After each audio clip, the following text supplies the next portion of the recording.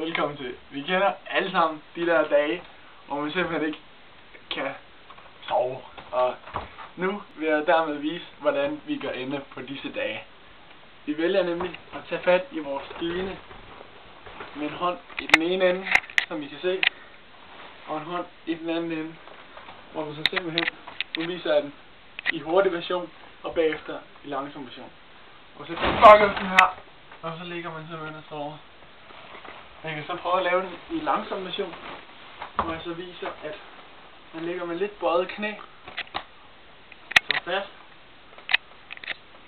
trækker benen, og hiver sådan op, som man er ved at lave noget benpres noget, og så ligger man der bare.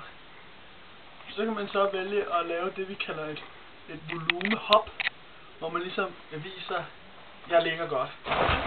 Sådan der. Det er ligesom symbol for, jeg ligger her.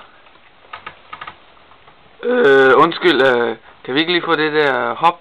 Det kan jeg i hvert fald tro, I kan. En gang til. Det kan jeg i hvert fald. Man ligger godt. Og så laver man lige hoppet, hvor man så viser, jeg sover faktisk godt. Det var alt for os.